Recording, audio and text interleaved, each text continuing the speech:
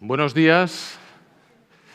Vamos a dar comienzo ya a esta segunda parte de la mañana. Como anunciaba Marta antes, tenemos 3 mesas redondas por delante con temas apasionantes y vamos a empezar ya, sin más, directamente con el primero de ellos, que es inteligencia artificial y servicio público. Y para ello pues tengo el honor de contar con la presencia de Luis Díez Porres. Buenos días, Luis. Buenos días. Luis es ingeniero informático, es director de la Oficina del Dato de la Gerencia Informática de la Seguridad Social. A su lado está Enrique Serrano Montes. Buenos días, Enrique. Buenos días, Jesús.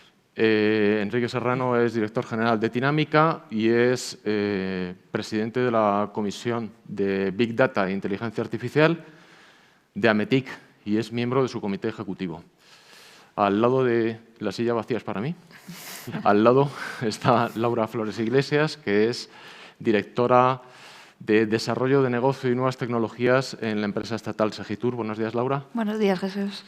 Y, por último, Álvaro Tapia Sancho, en aquel extremo de allá, que es ingeniero informático. Laura es ingeniera informática también, que no lo he dicho, me parece. Se me ha pasado. Discúlpame. Álvaro es ingeniero informático y es subdirector general de Tecnología e Información Tributaria en la Agencia Tributaria de Madrid, el organismo autónomo con competencias tributarias dentro del Ayuntamiento, por lo tanto es casi compañero mío o compañero mío, ¿no? Bueno, yo soy Jesús Cerezo y dirijo el Servicio de Integración de Procesos, soy arquitecto, por lo tanto yo creo que soy el que más desentona aquí de todo esto. 4 años tenía yo, no creo que fuera algo más que esto, cuando Stanley Kubrick rueda y estrena una película, 2001, Una odisea espacial. Una película que plantea uno de los dilemas de la inteligencia artificial.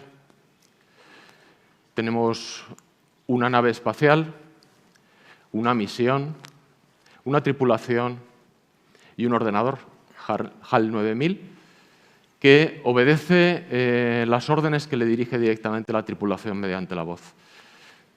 En un determinado momento parece que la nave ha perdido el rumbo y la tripulación se plantea apagar el ordenador, pero el ordenador está acostumbrado a obedecer las órdenes, reconoce las voces de la tripulación. La tripulación lo que hace es apagar los micrófonos y empezar a plantearse la disyuntiva de apagar o no el ordenador. Pero el ordenador ha aprendido a leer en los labios las órdenes, lo que están diciendo la tripulación, se rebela y niega la orden de apagado que le estaban diciendo la parte de la tripulación. Bueno, este es uno de los grandes dilemas de la inteligencia artificial. Los sistemas ahora mismo los tenemos preparados y hay una máxima que siempre tiene que haber una supervisión humana.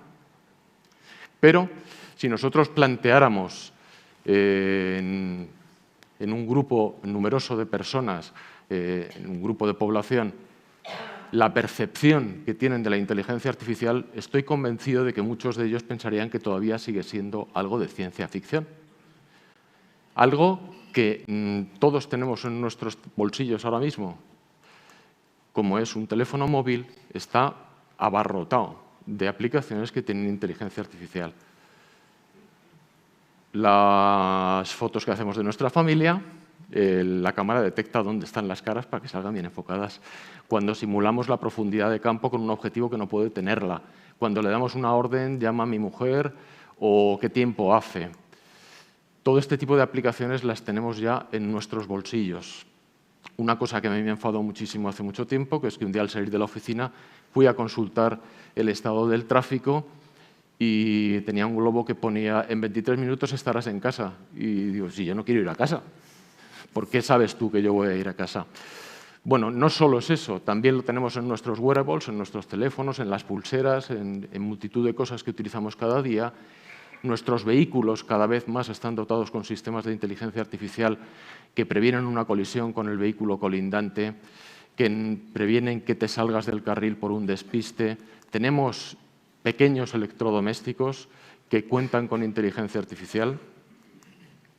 La inteligencia artificial está en nuestras vidas de modo personal, pero está la inteligencia artificial presente en nuestras organizaciones? ¿Está la inteligencia artificial presente en nuestras administraciones públicas? Bueno, pues eso es lo que pretendemos debatir aquí hoy, y ahora sí es cuando yo voy a tomar asiento por aquí, sin molestar a Enrique, y vamos a empezar a hablar de este tema. Bueno, antes de nada, muchísimas gracias a todos por estar aquí, por prestaros a hablar sobre este tema apasionante. Dentro de lo que ya venimos oyendo toda la mañana, que han sido aportaciones muy interesantes, os voy a hacer una pregunta a bocajarro. Si es posible, me la contestáis con una frase. ¿Qué es la inteligencia artificial? Me lanzo a empezar. Sí, lánzate tú, sí. Bueno, pues por hacerlo una frase muy resumida, para mí yo creo que la inteligencia artificial es la tecnología que va a desrobotizar al humano. Vamos a dejar de hacer cosas que pueden hacer los robots para dedicarnos a lo que mejor se nos da, que es aquello que tiene pues, esas habilidades, creatividad, empatía, gestión de personas y todo eso que no puede hacer un robot. Muy bien. Álvaro, pues, ¿te animas? Sí, yo estoy muy de acuerdo con lo que ha dicho Laura, ¿no? Yo creo que al final es la tecnología y los datos que van a permitir simular algunas capacidades humanas, y tiene que ser algunas, con objeto de que nos podamos centrar en lo que nosotros aportamos más valor, que ha salido antes, ¿no? Y son aquellas capacidades que un robot no puede realizar, ¿no? Ajá. Luis. Pues estando muy de acuerdo con vuestras definiciones, gustándome mucho, yo voy a poner una a la inversa un poco. Para mí la inteligencia artificial es un hype. O sea, hay mucho de bombo, ¿no? Y no sé si poco platillo o qué, por lo menos desde la perspectiva de las administraciones públicas y en concreto de la mía. De todo esto que has contado de los teléfonos y los wearables, parece que sí es algo más avanzado, pero en nuestro caso creo que no llegamos a ese punto. Por eso, por contrarrestar... Bien. Es bueno que surjan estas confrontaciones de opiniones. Enrique, ¿cómo lo veis vosotros? Bueno, pues o sea, yo creo que trata de simular un comportamiento humano, automatizando tareas y tomando decisiones. Hay una cosa que a ti te he oído en alguna ocasión que me parece muy curioso de cómo es la forma de trabajar de la inteligencia artificial. Venimos de un mundo en el que la programación siempre ha sido, tenemos un problema, hacemos un programa y obtenemos un dato, y sin embargo con la inteligencia artificial pues parece que el tema es al revés. Tenemos unos datos, sabemos dónde queremos llegar y lo que obtenemos es precisamente el programa. Esto con Machine Learning funciona así. Bueno, por ejemplo, aprendizaje por refuerzo. Yo creo que también estoy de acuerdo con Luis que quizá pues, estamos probablemente somos muy magnánimos, pero en el fondo pues un algoritmo es una función y que trata de explicar unas variables. Entonces, la rumba que todos tenemos en casa pues aprende dándose golpes, con lo cual pues ese algoritmo a partir del golpe 500 pues podemos decir que está entrenado, con lo cual no necesita nada más, necesita simplemente pues, darse golpes. Ese algoritmo es en parte la base del de la conducción autónoma. Entonces, bueno, efectivamente que hay veces que tú simplemente le marcas el objetivo que quieres conseguir y lo que a través de Machine Learning o de Deep Learning, pues de alguna forma se construye la propia función. Eso es posible, pero también es simple, no es que haya mucha ciencia por detrás, ¿no? El punto de partida siempre son los datos. Yo creo que eso es la base de toda la aplicación de la inteligencia artificial. Esta mañana ya hemos hablado aquí mucho, largo y tendido del tema de los datos. Las administraciones tenemos datos, yo creo que eso también ha quedado claro esta mañana, pero ¿de qué manera tenemos los datos? Es decir, ¿es resultado de un ejercicio vamos a buscar estos datos y vamos a trabajar con los datos, o los tenemos pues porque nos han venido añadidos por ahí en un expediente? No sé, el que queráis. Hablad con total libertad. Bueno, me lanzo yo. Venga. A ver, yo creo que tenemos datos, ¿no?, fruto del ejercicio de las potestades que ejercemos, pero yo creo que bueno, es que esto al final es repetir un poco mensajes, ¿no?, que ya han salido. No somos conscientes del valor muchas veces que tienen, ¿no? Estamos empezando a ser conscientes ahora. Entonces sí que los tenemos, pero quizá no somos conscientes de la cadena de valor que pueden aportar y no somos conscientes también del ciclo de vida que tienen y cómo hay que pensar en ello desde el inicio, ¿no?, que es al final un poco la clave de todos los problemas que tenemos que resolver ahora, ¿no?, de cómo acceder a los datos, cómo mejorar su calidad. Bueno, pues es al final un problema que surge cuando la vista la pones desde el último eslabón, ¿no? Hasta que no seamos conscientes del poder que tienen los datos, esté intrínseco en nuestra función, en cada uno de los cuerpos que componen la administración, ¿no?, y sea una parte más del negocio y sea algo que se piense desde el origen, desde el diseño de la política o incluso de los sistemas de información, que quizás es el campo que más nos compete, pues hasta ese momento realmente no tendremos datos que realmente sean tan aprovechables como todos tenemos en la cabeza, ¿no?, con estas perspectivas, que es uno de los grandes problemas, ¿no?, de la inteligencia artificial, esta perspectiva que ponemos de las películas de ciencia ficción y que luego al final incluso hacen que cuando luego tienes problemas de implementación, pues el usuario, incluso el negocio, no se lo crea, ¿no?, lo vea esto como un poco ciencia ficción, ¿no?, como tú decías. ¿Quieres apuntar algo, Luis? Sí, yo estoy bastante de acuerdo con Álvaro.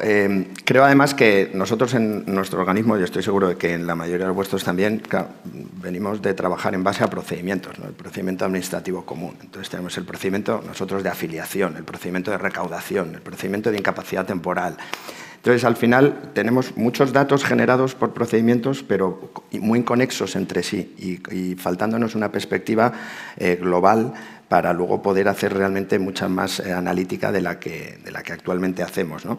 En ese sentido, y no estamos tampoco inventando nada, llevamos un año trabajando en un proyecto que es Ciudadano 360, que lo que pretende es precisamente consolidar toda esa información dispersa entre procedimientos de la Tesorería, del INS o del Instituto Social de la Marina en una visión única del ciudadano, porque al final el ciudadano hoy es un afiliado que puede ser en régimen general o puede ser un autónomo o puede ser un representante de una empresa o puede ser un titular o un beneficiario de una prestación. Y un día cuando te está llamando realmente no sabes quién es. Puede ser cualquiera de todos esos, ¿no? Entonces, esa capacidad de juntar los datos y de verdaderamente alcanzar esa visión consolidada, por lo menos ahora mismo en nuestro organismo es clave. O sea, por eso decía que no estamos todavía en disposición de hacer cosas súper avanzadas, porque todavía tenemos que hacer mucho trabajo en la preparación de los datos. Y eso que no hemos hablado de la calidad todavía. Sí, bueno, hay un tema que creo que muchas veces pecamos en la Administración, y es que, bueno, venimos lastrados por toda nuestra mochila que tenemos, es la tramitación de los expedientes. Estamos obsesionados por el expediente, por el documento. José María ya lo planteaba esta mañana con el tema de la redelimitación del término con Rivas. Bueno, vamos a redelimitarlo, pero lo que importa es el plano, lo que importa es la línea, y la línea es lo que es usable en todos los procesos que vengan posteriores, porque hay muchos procesos posteriores.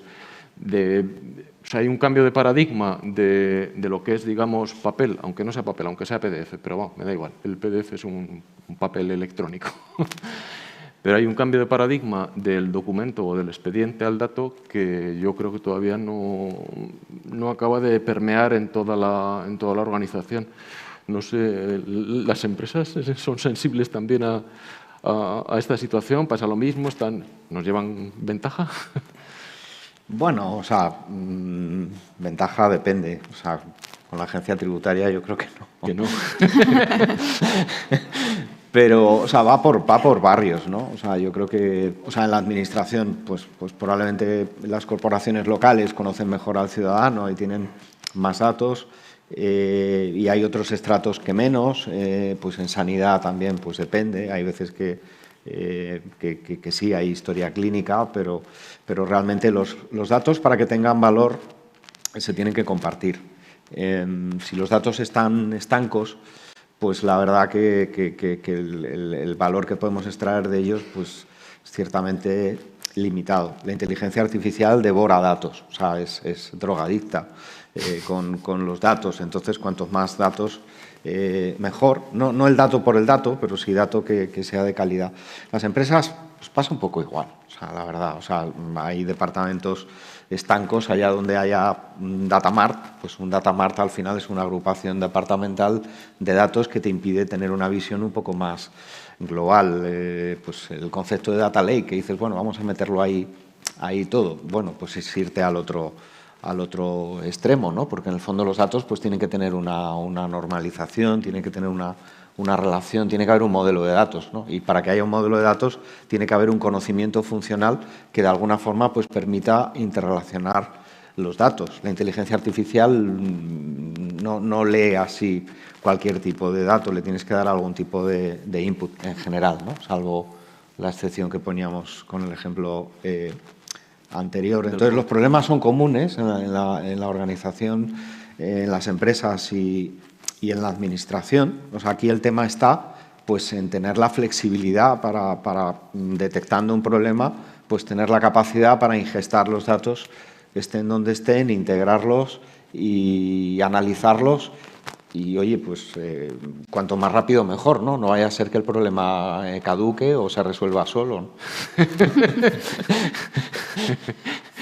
Has hablado de data lakes. Esta mañana también ha surgido el tema en el conversatorio. Claro, el problema que tenemos en la administración es que muchas veces estamos trabajando, no quiero repetirme, pero estamos focalizados en el expediente y al final no perdemos de vista el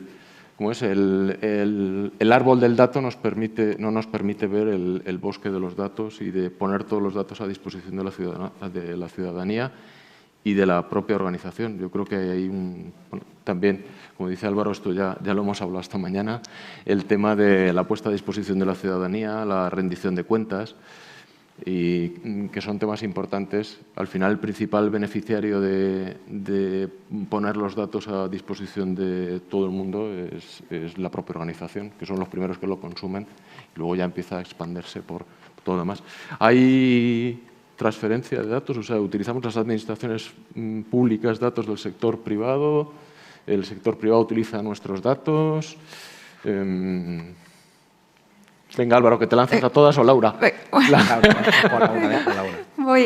sí que esto enlaza con lo que comentaba Enrique, que la clave está en compartir, y eso yo creo que es una asignatura pendiente tanto en la administración pública como también en las empresas privadas, no internamente, sino entre ellas, o lo que comentas tú ahora, ¿no? Compartir datos privados con datos públicos o entre empresas privadas que puedan ayudar a resolver un problema que es complejo y que requiere de distintos actores para ser resuelto, que nadie va a tener nunca los datos suficientes para resolver esos problemas complejos y necesitamos compartir.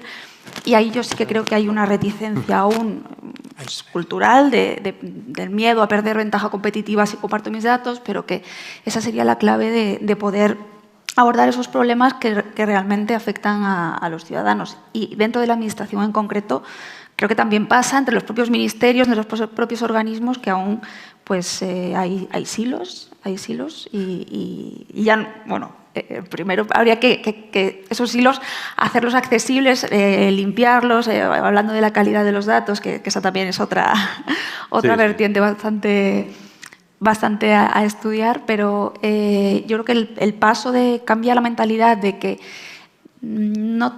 con nuestros datos, por muy bien que los tengamos, nunca será suficiente y que tenemos que compartir, creo que es la clave de todo esto. También relacionado con esto, pues se ha creado hace poco el Hub español de Gaia X, por ejemplo, que va en ese sentido, de intentar buscar casos de uso, problemas que necesiten de compartir datos de varias empresas, administraciones públicas, para ir fomentando esa cultura de abrirnos y que no impida eso, que podamos mejorar nuestros negocios, aumentar la productividad de las administraciones, o sea, que no sea un lastre el compartir, sino que aumente un poco las capacidades por el simple hecho de utilizar otros datos que no tenemos.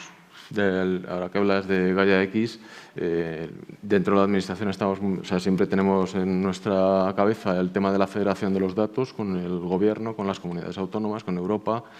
Nosotros, que la mayoría de los que estamos aquí estamos en el mundo geo, tenemos la federación en Inspire, con lo cual nuestros datos cartográficos de direcciones, de edificios y demás también estamos siempre permanentemente obsesionados, pero claro, la iniciativa de Gaia X, cuéntanos algo, ya que has estado recientemente, has entrado a formar parte de Gaia X, ¿no? Sí, soy miembro del comité de dirección del Hub en España. Bueno, pues acaba de lanzar. Lo que tenemos que hacer de alguna forma pues es transponer las esencias de Gaia X aquí, que están marcadas por la Asociación Europea y bueno, pues al final es una asociación, diría, público-privada o privado-pública, como queramos verlo, donde lo que se pretende pues, es de alguna forma establecer unas reglas de juego por las cuales pues, los datos y sobre todo los datos europeos pues, puedan ser compartidos por los europeos y por todos y bueno, pues salvaguardando también pues, soberanía y unos principios pues, básicos de bueno, pues, privacidad tanto industrial como personal, ¿no?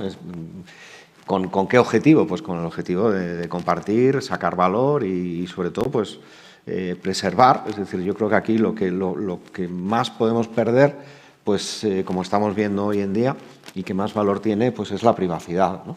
No solamente el dato personal, ojo, también el dato industrial, que también es muy importante y tiene mucho valor. Con lo cual, pues Gaia X en España tiene una representación muy potente de la industria, también de las instituciones y del Gobierno. Está respaldado pues, por la Secretaría de Estado de Inteligencia Artificial, que sin ella pues, no hubiera podido ver la luz. Y lo que nos queda es muchísimo trabajo por delante para ordenar todos los espacios, ordenar, entre comillas, todos los espacios de datos que hay que crear, ¿no? Primero, pues por los PERTES. Tenemos 10 PERTES ahí que de alguna forma pues son industrias o algunos representan a ciertas industrias y esa es la primera prueba de fuego, ¿no? De poder compartir, pues por ejemplo, en automoción, en sanidad, en agro, en turismo, aunque no haya PERTE de turismo, pues por supuesto también y que haya unas mismas reglas de juego, ¿no? Ajá. Iniciativa privada, pero están presentes en las instituciones, como has dicho. Yo creo que, Luis, también habías estado en algún momento dentro de... Yo voy a seguir siendo el aguafiestas de esta. Efectivamente, pertenezco al grupo de trabajo interministerial de las oficinas del dato y hemos tenido ya varias reuniones.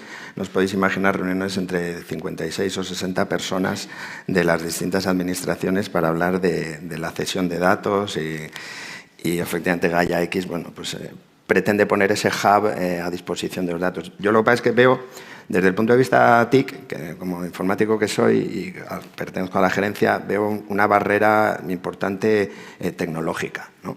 Porque tenemos, por lo menos organizaciones como la mía, donde tenemos el 90% de nuestra gestión en Adabas, tenemos bastantes dificultades ya para preparar los datos con fines analíticos, ¿no? Entonces, me imagino pues, que muchos otros os veréis en unas condiciones también similares.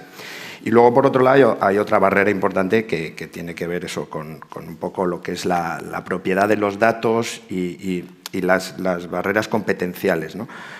Los datos de seguridad social se tienen que usar con fines destinados a lo que es la protección social y no otros. Y cuando se ceden tienen que tener cierta relación con eso, ¿no? Imagino que el resto de organismos pues estaréis en situaciones parecidas. Entonces esas dos barreras son ahora mismo complicadas de salvar de forma inmediata, ¿eh? Ojo, tampoco hay que ser tan pesimista y no quiero resultar tan negativo, pero sí que son dos barreras que a corto plazo nos limitan bastante, ¿no? En todo este entorno de la inteligencia artificial y del análisis de datos, porque con tanta preparación de datos, al final limitamos mucho el scope, el alcance de los datos con los que trabajamos y entonces ya perdemos un poco esas capacidades, ¿no? de Big Data, de poder darle a los algoritmos miles y miles de atributos, ¿no? Al final lo reducimos mucho porque es lo que nuestros sistemas nos permiten preparar y dar acceso, ¿no? Un poco. Una pregunta. Estamos aquí en una jornada de geodatos y estamos hablando mucho de datos y poco de geo. ¿Qué presencia tiene los geo, por ejemplo, en...? Bueno, yo cuando me llamaste, me invitaste a participar, dije, yo voy a estar un poco como pez fuera del agua, ¿no? Porque nosotros tenemos muy poca geolocalización, por no decir ninguna.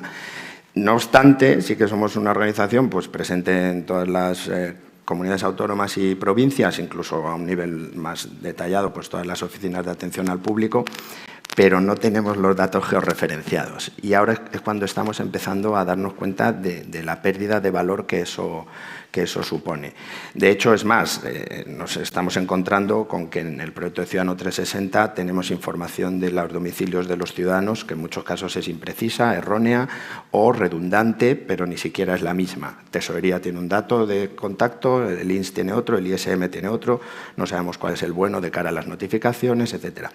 Entonces, estamos dando ahí pasitos para ver si nos metemos un poco en la dinámica de georreferenciar los datos, porque tenemos claro que va a aportar un valor extraordinario, pero la verdad es que ahora mismo pues no limitamos nuestros estudios a lo que es el nivel provincia y en algunos casos en cosas muy concretas a un determinado conjunto de oficinas, ¿no? Esta mañana lo comentaba José María, es muy gráfico. Esto nos ha pasado en nuestro devenir en más de una ocasión, que tienes unos datos, y ahora sí que voy a decir datos, que están en un Excel, en una tabla gigantesca. Evidentemente piensas que tienes todo, pero en el momento en que lo mapificas, lo que decía José María esta mañana, en un golpe de vista ya sabes cuál es la trascendencia de los datos. O sea, la posición es relevante. Se estima que 9 de cada 10 datos son, no voy a decir que estén geoposicionados, pero que son geoposicionables, digamos. O sea, que se les puede atribuir una oposición. Y el poder que tiene eso a la hora de la toma de decisiones, claro, es brutal, porque es que eso ya no dejan de ser datos y pasa a ser conocimiento, ¿no? Ya empiezas a saber qué es lo que está pasando en una ciudad. Los datos tributarios, ¿cómo los tenéis?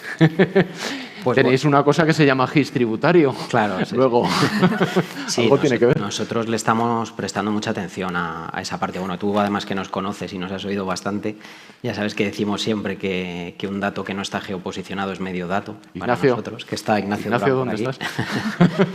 Y para nosotros es un tema clave, ¿no? Porque nosotros al final, todas las iniciativas que estamos llevando en el mundo de los datos, inteligencia artificial, en nuestros modestos proyectos, ¿no? En este campo, pues tienen el objetivo de tomar mejores decisiones. Muchas veces es de entender mejor la realidad, incluso hacer una previsión, ¿no? Esto que sale antes, de que es muy difícil prever a 6 meses, ¿no? Pues cuando tú haces el presupuesto de un ayuntamiento como el de Madrid, necesitas saber qué va a pasar, ¿no?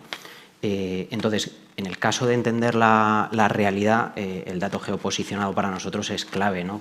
Necesitamos saber qué pasa, pero también, sobre todo, dónde pasa, ¿no? Porque incluso para estudiar nuevas políticas públicas, para saber cómo va a evolucionar, tienes que saber dónde ocurren las cosas. Entonces, nosotros es verdad que le estamos dando mucha atención. Es verdad también que gran parte de la dirección de ahora mismo de la Agencia Tributaria de Madrid venimos del mundo de catastro, donde esto también está muy interiorizado, ¿no?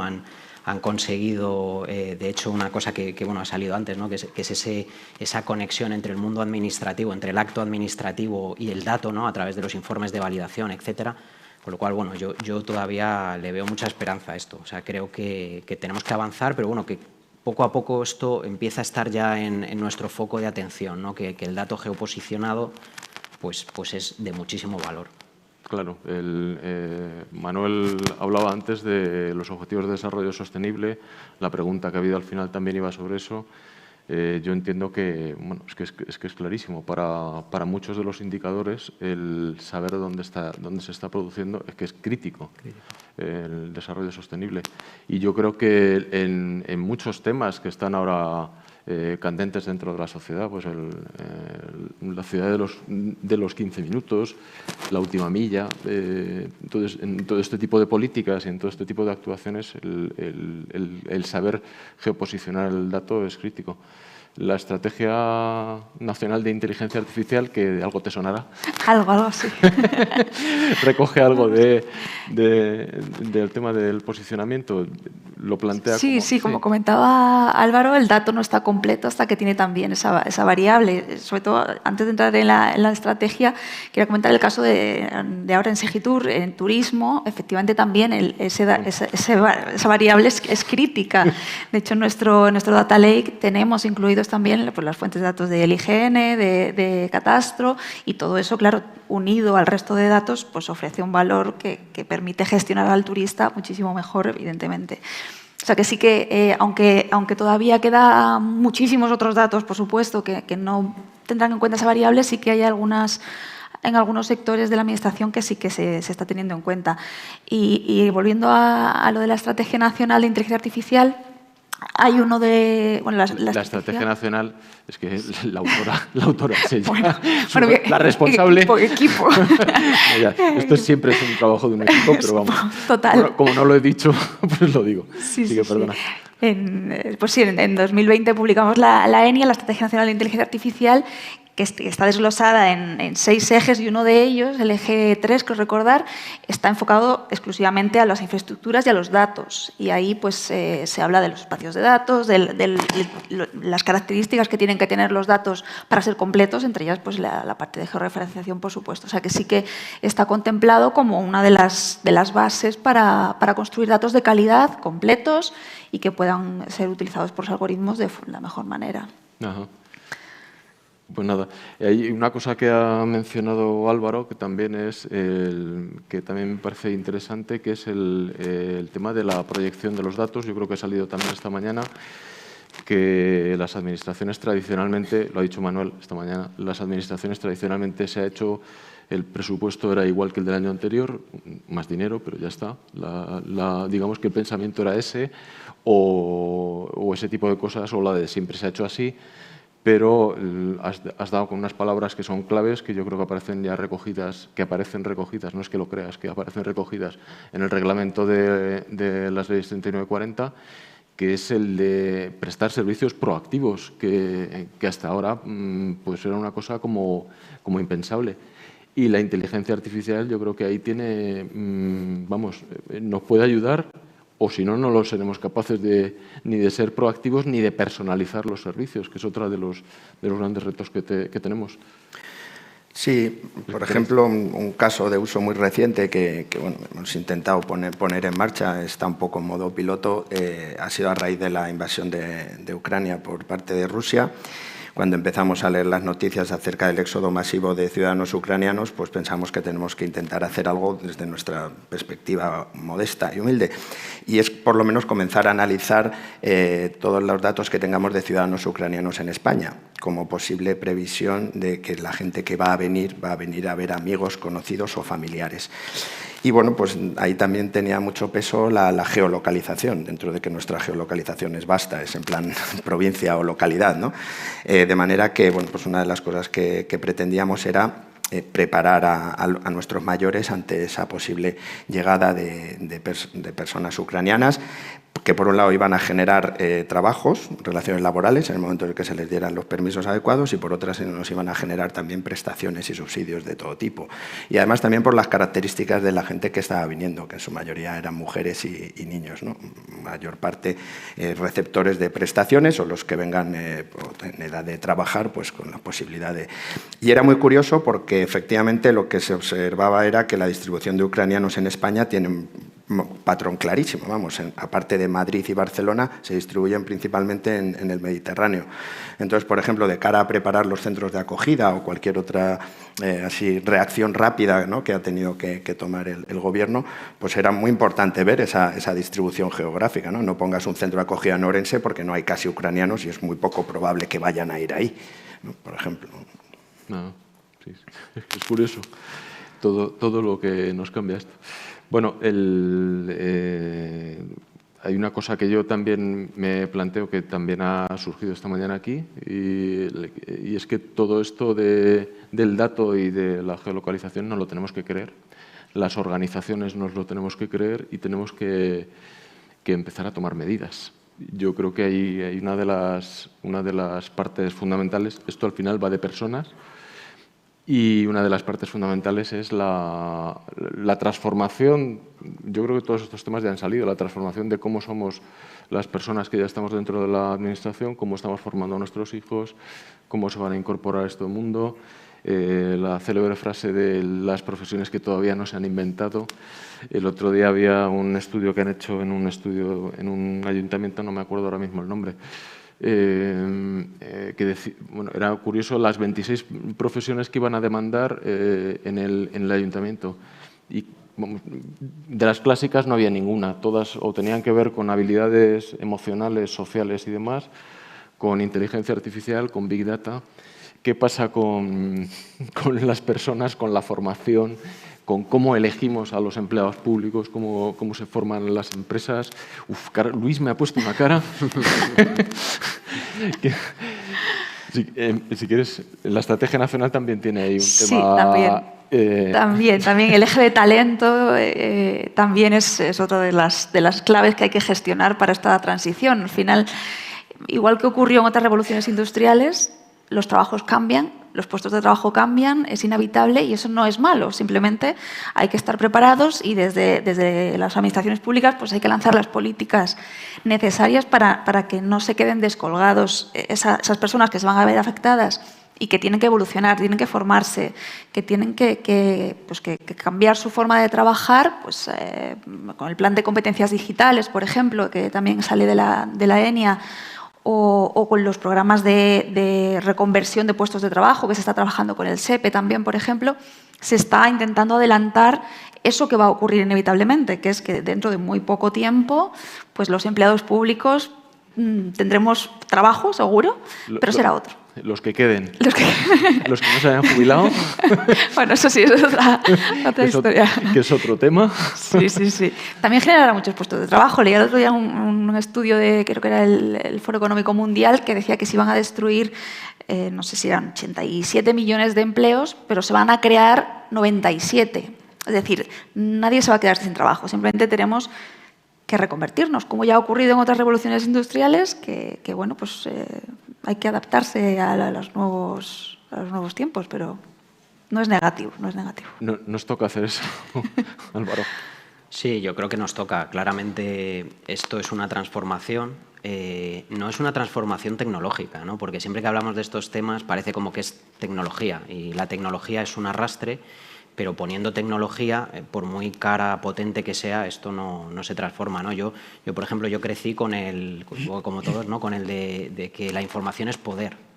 Y eso ahora mismo pues ya ha cambiado y no es así para nada, al revés. Ahora el poder es que tu información sea consumida por cuantos más mejor y en tiempo real. Eso es lo que te hace un poco imprescindible, digamos, ¿no? Tener tu información ahí guardada, ahora eres irrelevante, ¿no? Si haces eso, ¿no? Entonces es un cambio cultural.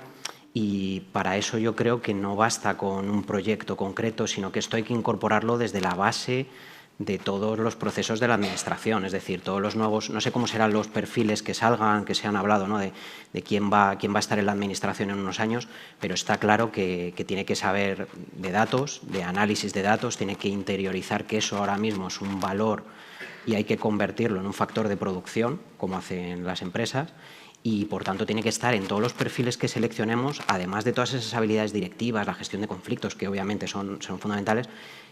Todos tienen que saber de datos, tienen que tener conocimiento tecnológico, no especializado, pero sí tienen que saber que el dato, la tecnología es un factor que cambia su trabajo y que lo potencia, ¿no? Entonces, tiene que ser algo como muy transversal, ¿no? Para realmente que nos lo creamos, ¿no? Que transforme, que no lo pongamos en duda cuando ponemos estos proyectos encima de la mesa, ¿no? Sí. Me parece muy bien que digas que somos totalmente prescindibles, porque eso significa que somos transparentes y que, por lo tanto, la cosa puede funcionar sin los personalismos que pueden lastrar otros años y otras épocas. Yo creo que sí. Sí. Bueno, esto tiene que permear en toda la organización. Si esto no permea en toda la organización, ¿se lo creen por arriba? No, bueno, yo te ponía caras porque mi preocupación va porque... Explícanoslo, por favor. No, porque cada vez estamos más en manos de las empresas privadas que ocupan nuestro puesto de trabajo, digámoslo así. Entonces, por mucha capacitación que tengamos los funcionarios, pues si no nos dotamos realmente de las plantillas adecuadas, al final vamos a estar en manos de terceros. Entonces, por eso ponía esas caras. Desde luego, lo que sí tenemos es que formarnos, en eso estoy completamente de acuerdo, y lo que supone el cambio cultural, que en algunos casos va a llegar por la fuerza, es decir, por la jubilación. Pero bueno, por lo menos va a llegar, eso es inevitable. Pero ya te digo, me preocupa más esa otra cuestión, ¿no? Que al final no tengamos realmente las plantillas pues, de acuerdo a lo que realmente tenemos que sacar adelante y estemos cada vez más en manos de las empresas, que además las empresas pues, van cambiando, van rotando.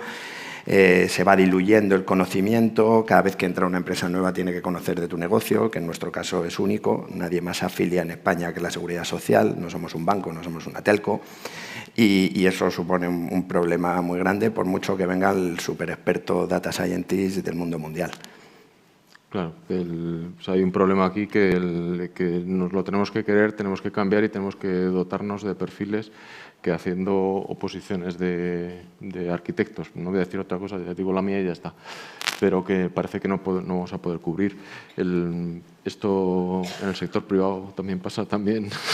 Hay gente que estudia una cosa y al final, bueno, es que en un mundo tan cambiante, si se cumple la ley de Moore no solo para los datos, sino también para las profesiones, pues es que en un año y medio pues la cosa cambia muchísimo, ¿no?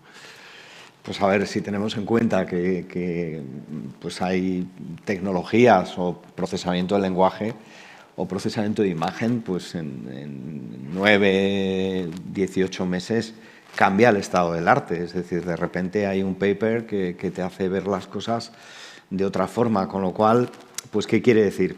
Pues lo que quiere decir es que algunas titulaciones técnicas y no tanto, pues a lo mejor cada 5 años, 8, pues quedan obsoletas. Es decir, tendríamos que volver otra vez para mantener el nivel y a lo mejor es un poco grueso lo que digo, pues volver a opositar, certificarnos, no a opositar, ¿no?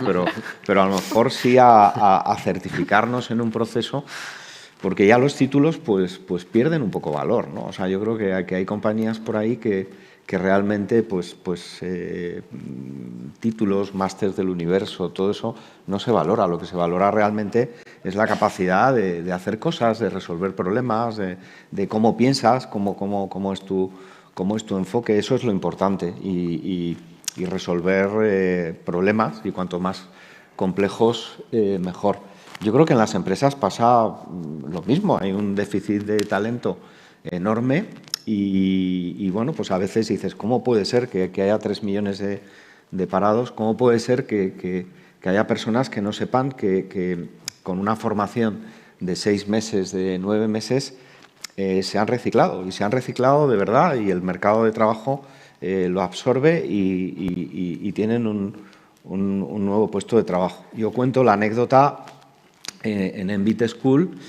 Y te emociona, pues porque y tiene que ver un poco con el mundo que tú comentas, Jesús.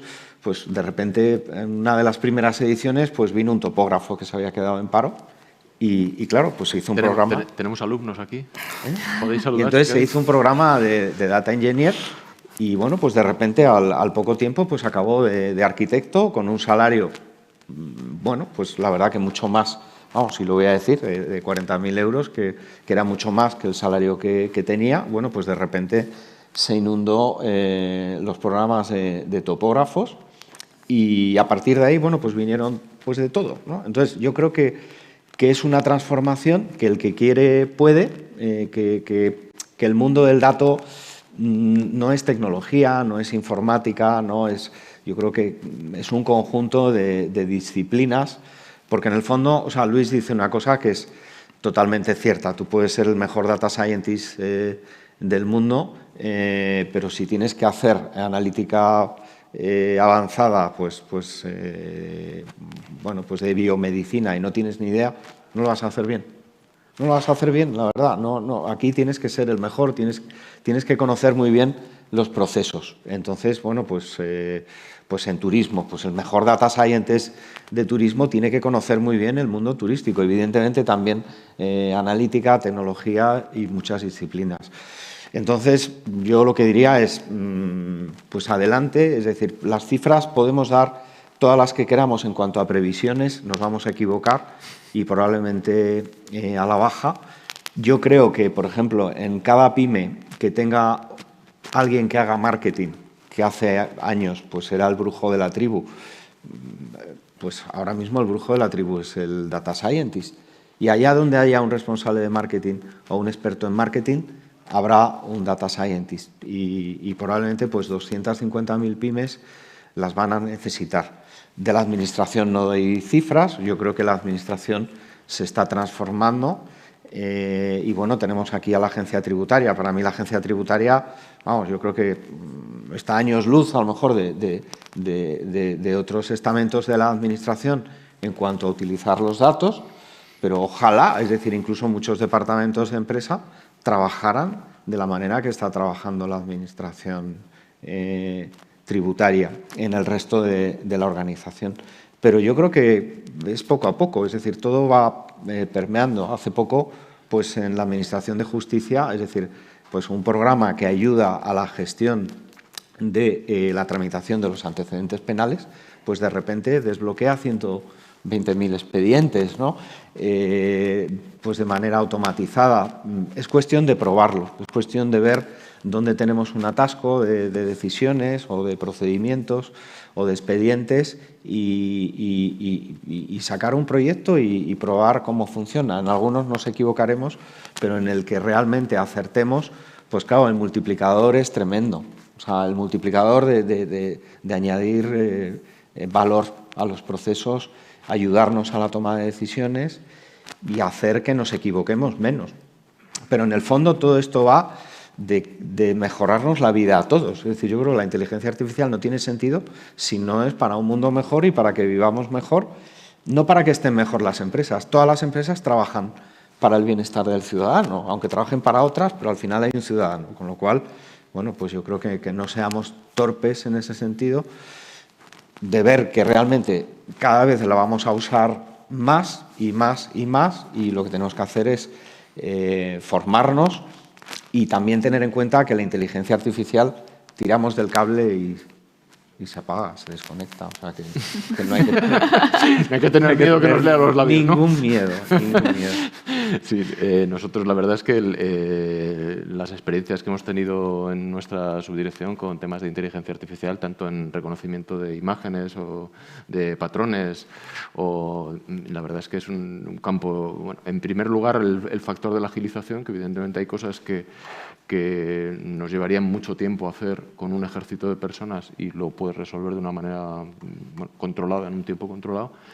Y cuando hemos hecho pruebas en esta misma jornada, en 2019, presentamos nuestro prototipo Cibeles, que lo que era un asistente virtual por voz para dar información urbanística. Claro, los tiempos de respuesta que da son pues, del orden del 20% de lo que se tardaría con un sistema tradicional, pero sobre todo es que rompen barreras. O sea, no es lo mismo ofrecerle a un ciudadano que empiece a navegar, a hacer clics, marearle y al final volver como en el juego de la oca a la casilla de la salida, sino que él pregunta una cosa y se le contesta. Y vosotros que tenéis asistentes virtuales, Luis, Álvaro, habéis notado también, entiendo, esta mejoría.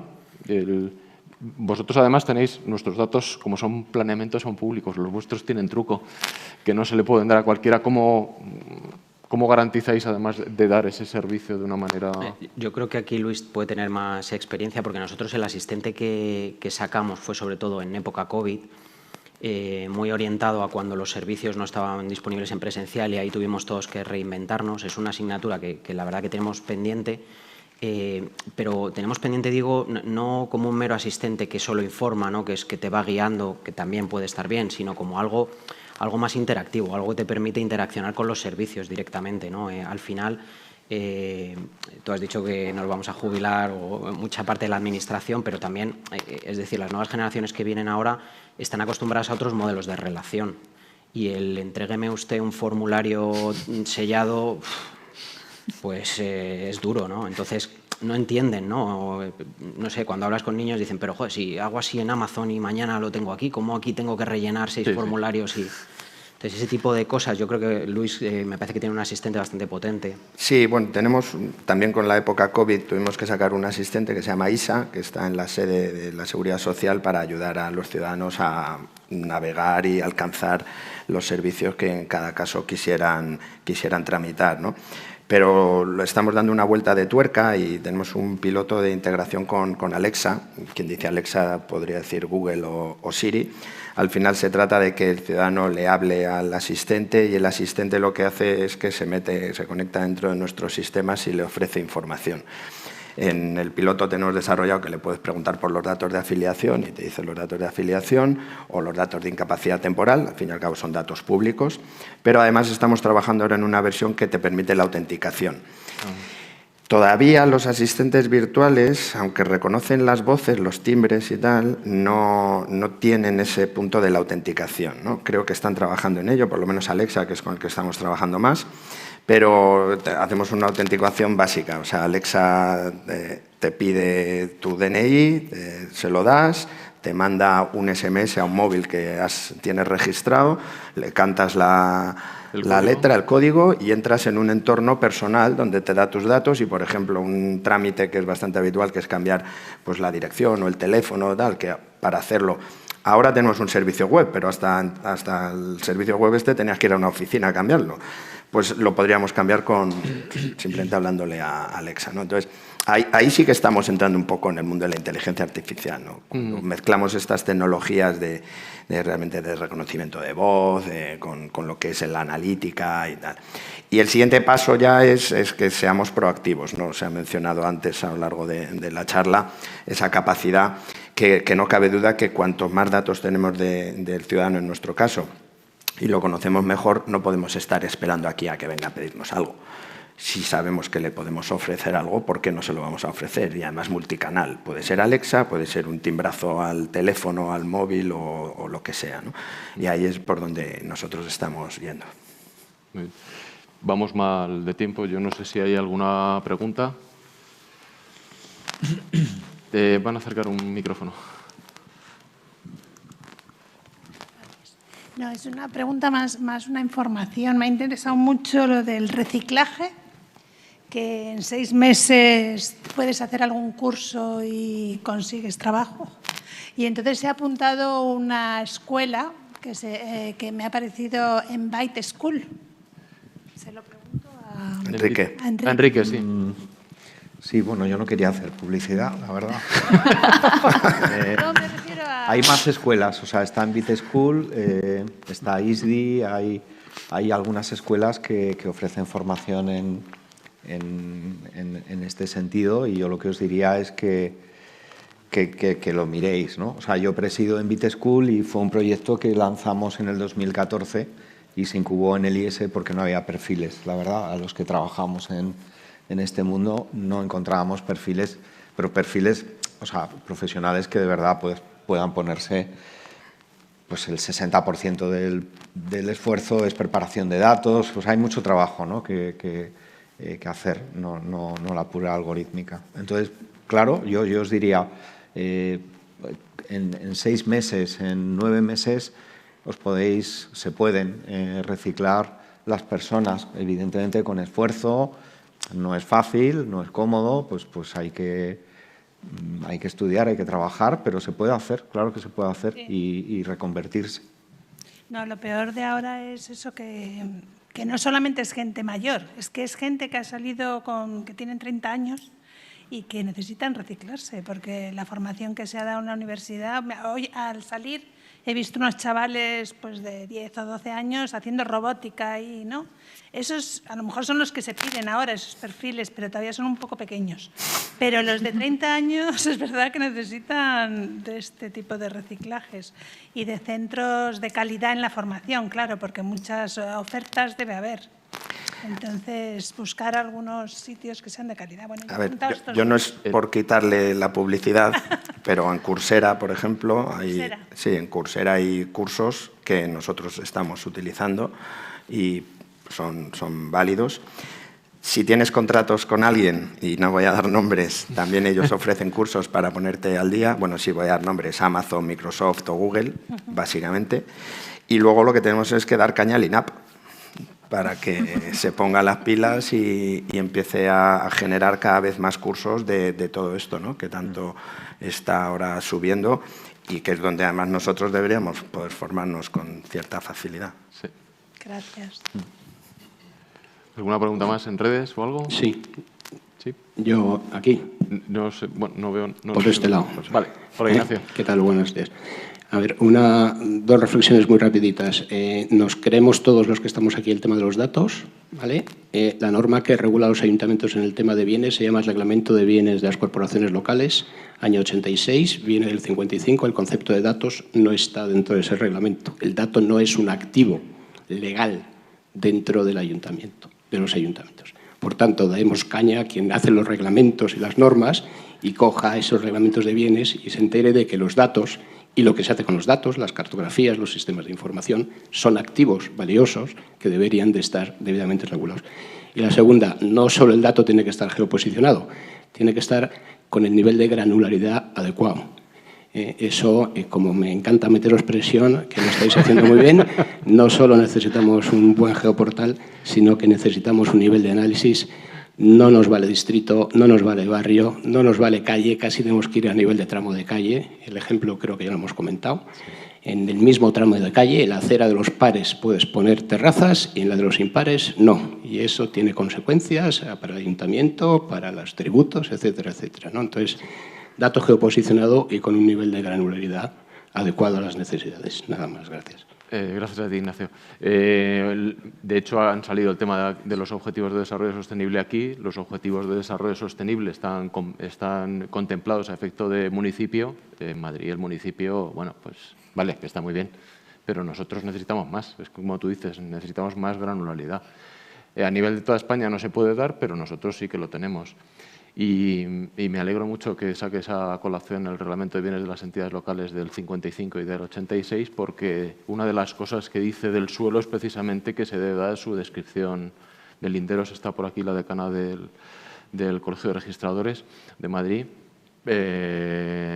Claro, ¿qué sentido tiene decir linda 35 metros al norte con tal, 2 al oeste con no sé cuántos, si lo que tenemos son unas coordenadas geográficas que ubican y definen unívocamente una porción del territorio que es la que es y que linda con la que linda? Si es que no hay que hacer más descripción ni liarse en literaturas. Tenemos mucha legislación que yo entiendo, bueno, pues sí, que viene, son las herencias que tenemos, pero no tenemos más remedio, hay que cambiarlas. Yo creo que sí que... a mí eso de que el dato aparezca en las leyes me parece un apunte interesante, habría que meterlo. No sé si tenemos alguna pregunta más. Bueno, pues nada, no os perdáis, porque de inteligencia artificial seguimos hablando a continuación, porque viene la cartografía y vienen los métodos innovadores de cómo hacer cartografía. No os lo perdáis. Muchas gracias. Muchas gracias a vosotros.